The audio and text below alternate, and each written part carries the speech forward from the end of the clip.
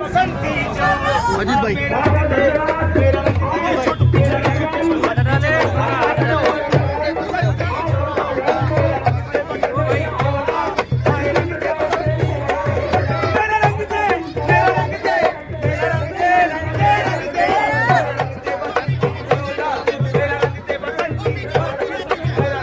तो इनके घर से जुड़ा हूँ।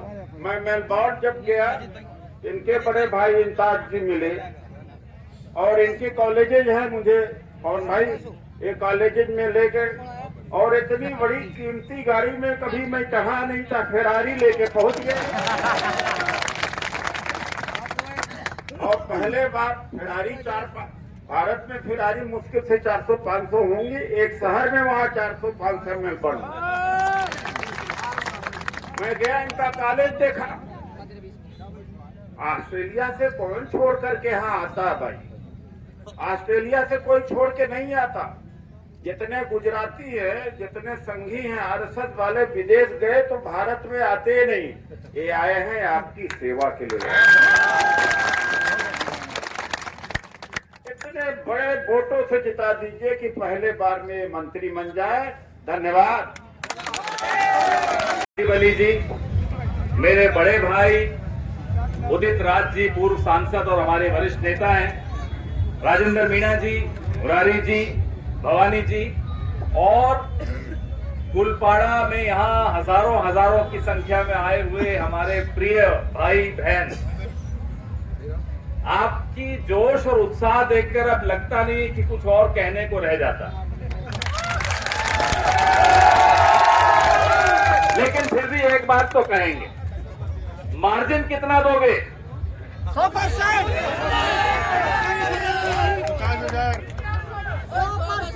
अब की बार 50,000। मार्जिन जितना ज्यादा दोगे उतना हमारे भाई का हाथ मजबूत करोगे। उदित भाई कहाँ है? तो वाजिब अली जी का हाथ मजबूत करने का काम और जिम्मेदारी हम आपको दे रहे हैं। जितना इनका हाथ मजबूत करोगे, अपना हाथ मजबूत करोगे, यहाँ के लोगों की नौकरी, यहाँ के लोगों के लिए इंग्लिश मीडियम स्कूल, और यहाँ छोटे छोटे उद्योग, यहाँ के इलाज मुफ्त होने का काम, ये सब काम वाजिब भाई तभी कर पाएंगे जब आप इनको भारी बहुमत से जिताएंगे।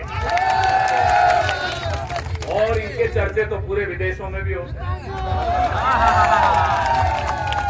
मैं इनको अभी रास्ते में कह रहा था कि अगर राजनीति में नहीं होते तो कहाँ होते। ये बोले उससे पहले मैंने कहा कि आप पिक्चरों में होते, इतने हीरो जैसे दिखते हैं या नहीं? और दिल्ली में भी राहुल गांधी जी के प्रिय हैं वाजिब अली जी, और यहाँ के लोगों ने बड़ा दिल दिखाया। अभी मुरारी भाई हमें मिले, पूरे खुले दिल से मदद कर रहे हैं, समर्थन दे रहे हैं। ये बहुत बड़ी बात है, बहुत अच्छी बात है। खड़गे जी ने एक आदेश दिया हम सबको, उदित राज जी को खास तौर पे और मुझे भी, कि यहाँ जाइए और वाजिब भाई का मार्जिन बढ़ा कर आइए। ये एक जिम्मेदारी लेकर हम आए हैं, अब जिम्मेदारी पूरी आपको करनी है। साफा जो आपने पहनाया है ना, ये जिम्मेदारी। आज एक दाढ़ी वाला, एक टोपी वाला सुबह शाम या अंधेरे में एक हिंदू मोहल्ले से निकल नहीं पाता, निकलने से डरता है। ये किसने किया? आज हर दलित डरा हुआ, हर पिछड़ा परेशान है। और जब जाति जनगणना हुई तो मोदी जी उसके खिलाफ खड़े हो गए। जब खुद तो सवर्ण समाज में शामिल थे, जब मुख्यमंत्री बने तो पिछड़ा अपने आप को घोषित कर लिया, और वोट लेने के लिए हर जगह रोना रोना कि मैं पिछड़ा हूँ, पिछड़ा हूँ, पिछड़ा हूँ। जब पिछड़ों को फायदे देने की बात आ गई तब कहते हो कि कोई पिछड़ा जाति ही नहीं होती, केवल गरीब एक जाति होती। तो साथियों, अंत में मैं कहूंगा कि पिछड़े समाज को, दलित समाज को सर्वाधिक वोट दे ही रहा है। पिछड़ा समाज का सबसे बड़ा अगर कोई दुश्मन है तो मोदी सरकार है, वो आरएसएस बीजेपी। कमीशन का विरोध किया, हायर एजुकेशन में जो पिछड़ों को आरक्षण मिला उसका विरोध किया। और अंत में मैं कहूंगा जो 7 गारंटी बताने हमारे साथी वरिष्ठ साथी पवन खेड़ा जी आए हैं, मैं आया हूँ आपके बीच में। मैं पूरे देश में घूमता रहता हूँ, आप भी घूमते रहते हैं। जो काम गहलोत सरकार ने किया वो काम हम भी कभी नहीं कर पाए, हमारे पहले की भी सरकारें नहीं कर पाई। 100 यूनिट बिजली मुफ्त है कि नहीं है? बिल्कुल है। 2000 यूनिट किसानों की मुफ्त है कि नहीं है? किसी जगह नहीं मिलेगी। अब 7 गारंटी में आपने, मैं जल्दी में बता देना चाहता हूँ कि महिला जो मुखिया घर की हो उसको 10,000 रुपए साल में मिलेगा। 2 रुपए किलो के दर से गऊ का गोबर खरीदा जाएगा। जो अंग्रेजी माध्यम से पढ़ना चाहेगा सबको अंग्रेजी माध्यम से पढ़ने की सुविधा मिलेगी।